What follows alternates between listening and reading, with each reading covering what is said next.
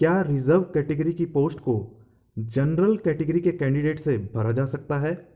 आपका जवाब होगा नहीं, लेकिन यूजीसी का कहना है हाँ, भरा जा सकता है। यूजीसी ने 27 दिसंबर 2023 को ड्राफ्ट पॉलिसी निकाली regarding implementation of reservation policy in higher education institutions.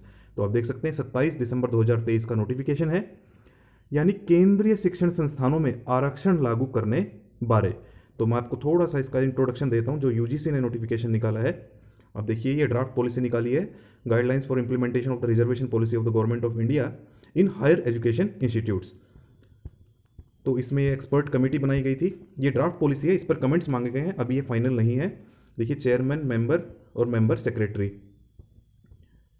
और ये टेबल ऑफ कंटेंट्स हैं। इसका पहला चैप्टर देखिए, यहाँ से आपको पता चल जाएगा कि क्या कहना चाह रहे हैं। These guidelines may be called the guidelines for implementation of the reservation policy of the Government of India in higher education institutions. These guidelines extend to all the central universities deemed to be universities and other autonomous bodies, institutions under the control of Government of India and or receiving grant in aid from the University Grant Commission यानी कि UGC, Government of India Consolidated Fund of India। तो stake holders द्वारा 28 जनवरी तक अपने comments देने थे इस draft policy पर। यहाँ पर ऊपर जो सबसे, मैं आपको एक बार ये दिखा देता हूँ कि यहाँ पर आप देख सकते हैं सबसे नीचे वाला para, feedback suggestions on the draft guidelines from all stakeholders are invited latest by 28 January. तो अब इस पर विवाद खड़ा हो गया है। इस ड्राफ्ट पॉलिसी पर क्या विवाद खड़ा हो गया है वो मैं आपको बता देता हूँ।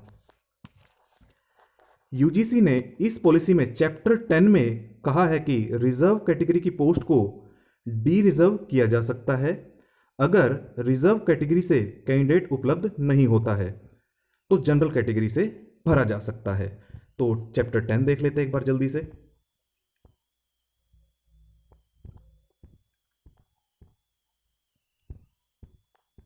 ये देखिए, इस पर विवाद जो हुआ है डी रिजर्वेशन वाले चैप्टर पर। A vacancy reserved for SC, ST or OBC can't be filled by a candidate other than an SC or ST or OBC candidate as the case may be। तो शुरू में कहा है कि reserve category के जो post हैं उन्हें केवल रिजर्व कैंडिडेट से ही भरा जा सकता है। हाउएवर, अब विवाद यहाँ से शुरू होता है। However, a reserve vacancy may be declared unreserved by following the procedure of de-reservation given below, whereafter it can be filled as an unreserved vacancy। तो कुछ प्रोसीजर को फॉलो करके रिजर्व वैकेंसी को डी रिजर्व किया जा सकता है और उसे जनरल कैटेगरी के कैंडिडेट से भरा जा सकता है। तो प्रोसेस क्या है? De reservation in case of direct recruitment, there is a general ban on de reservation of reserve vacancies in case of direct recruitment. वैसे तो बैन है कि रिजर्व कैटेगरी को, रिजर्व वैकेंसीज को डी रिजर्व नहीं किया जा सकता। हाउएवर, लेकिन in rare and exceptional cases when a vacancy in a group A service cannot be filled to remain vacant in public interest, the university concerned may prepare a proposal for de-reservation of the vacancy giving following information।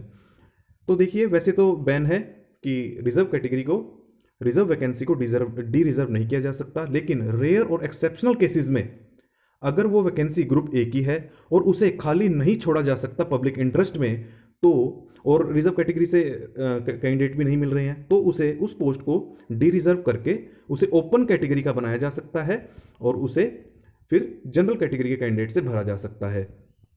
इसके लिए जिस भी university में वो post खाली रह गई है वो एक प्रपोजल तैयार करेगी by giving designation of the post, pay scale of the post, name of the service to which the post belong। ये सारी जो 9 पॉइंट्स हैं, ये सारी जानकारी देकर उसे डी रिजर्व कर देगी। ऐसे ही ग्रुप सी और डी की बात करें, अभी तो हमने बात करी ग्रुप ए की, ग्रुप सी और डी को भी डी रिजर्व किया जा सकता है। The proposal for de reservation in case of group C और D should go to the executive council of the university and in case of group A और B should be submitted to the Ministry of Education. तो proposal किसके पास जमा करवाना है de reservation का? Group C D की vacancy है तो एग्जीक्यूटिव काउंसिल यूनिवर्सिटी की, और ए ग्रुप और बी ग्रुप की है तो मिनिस्ट्री ऑफ एजुकेशन, केंद्रीय शिक्षा मंत्रालय के पास। गिविंग फुल डिटेल्स, जो ऊपर ये इन्होंने 9 पॉइंट बताए हैं। After receiving the approval the post में बी फिल्ड एंड रिजर्वेशन में बी कैरिड फॉरवर्ड। पोस्ट को फिल किया जा सकता है और रिजर्वेशन को कैरी फॉरवर्ड कर दिया जाएगा। D reservation in case of promotion, ऐसे ही प्रमोशन के केस में भी डी रिजर्वेशन किया जा सकता है। तो अब इस पर जब विवाद गहराया, विपक्ष ने मुद्दा उठाया तो जो केंद्रीय शिक्षा मंत्रालय है उसका जवाब आया। तो अब उसका जवाब देख लेते हैं।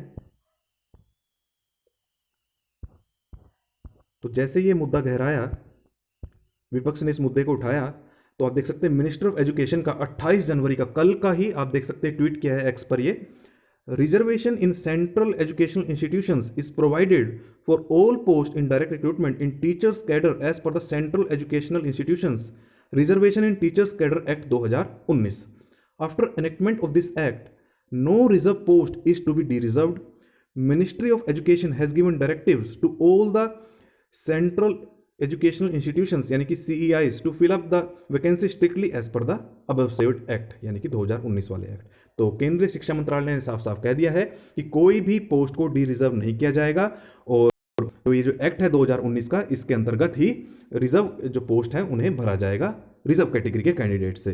तो इसी ट्वीट को रीट्वीट कर दिया चेयरमैन साहब ने यूजीसी ने। उन्होंने भी क्लैरिफाई कर दिया कि ऐसा कुछ भी नहीं होने जा रहा है, डी रिजर्वेशन नहीं होगा। आप देख सकते हैं यूजीसी इंडिया ने ये ट्वीट किया है और मिनिस्ट्री ऑफ एजुकेशन के ट्वीट को पिन कर दिया है। This is to clarify that there has been no D reservation of reserve category position in central education institutions in the past and there is going to be no such dereservation. ना तो पहले हुआ ना होगा। It is important for all higher education institutions to ensure that all backlog position in reserve category are filled up through concerted efforts. और बल्कि ये भी कह दिया है कि जल्द से जल्द जो बैकलॉग पोजीशंस हैं, जो बैकलॉग वैकेंसीज बची हुई हैं, उन्हें भी जल्द से जल्द भर दिया जाए जो रिजर्व कैटेगरी की बची हुई है। एम जगदेश कुमार चेयरमैन साहब हैं यूजीसी के। तो उन्होंने भी क्लैरिफाई करते जैसे ये मुद्दा सोशल मीडिया पर छाया और विपक्ष ने इस मुद्दे को उठाया, जब कांग्रेस ने तो यहाँ तक भी कह दिया कि सरकार जो है रिजर्वेशन को ख़त्म करना चाहती है। तो जैसे ये मुद्दा गरमाया तो यूजीसी की तरफ से भी क्लैरिफिकेशन आ गया, और पहले क्लैरिफिकेशन किसकी तरफ से आया? केंद्रीय शिक्षा मंत्रालय की तरफ से। तो साफ कर दिया कि ऐसा कुछ भी नहीं होने वाला है। और यूजीसी के जो चेयरमैन साहब हैं, इन्होंने ये भी कहा कि ये तो सिर्फ ड्राफ्ट पॉलिसी है, फाइनल पॉलिसी नहीं है। भले ये ड्राफ्ट पॉलिसी थी तो क्या हो गया, तो बल्कि ड्राफ्ट पॉलिसी में भी ये नहीं लिखना चाहिए था। चलो खैर, अब क्लैरिफिकेशन दे दी है यूजीसी के चेयरमैन साहब ने और केंद्रीय शिक्षा मंत्रालय ने, मिनिस्ट्री ऑफ एजुकेशन ने, कि डी रिजर्वेशन बिल्कुल भी नहीं होगी। चाहे वो ग्रुप ए की वैकेंसी हो, बी की हो, सी की हो, डी की हो, डी रिजर्वेशन बिल्कुल भी नहीं किया जाएगा। और अगर पोस्ट खाली रह जाती है तो उसे कैरी फॉरवर्ड किया जाएगा या फिर कंसर्टेड एफर्ट्स लगाए जाएंगे। यहाँ पर इन्होंने लिख दिया, जो चेयरमैन साहब ने कहा है कि एफर्ट्स किए जाएंगे कि जितनी भी बैकलॉग पोजीशंस हैं, वैकेंसीज हैं, उन्हें जो रिजर्व कैटेगरी है उन्हें जल्द से जल्द भरा जाए। तो आप सबकी क्या राय है? आप अपनी राय हमें कमेंट बॉक्स में ज़रूर दें और इस वीडियो को ज़्यादा से ज़्यादा शेयर करें। और अगर आप चाहते हैं कि इसी प्रकार की जानकारी आपको उपलब्ध होती रहे तो इस चैनल को जरूर सब्सक्राइब करें। इस चैनल पर जो ऑल ओवर इंडिया की वैकेंसीज़ की इंफॉर्मेशन है आपको समय समय पर प्रोवाइड की जाती है।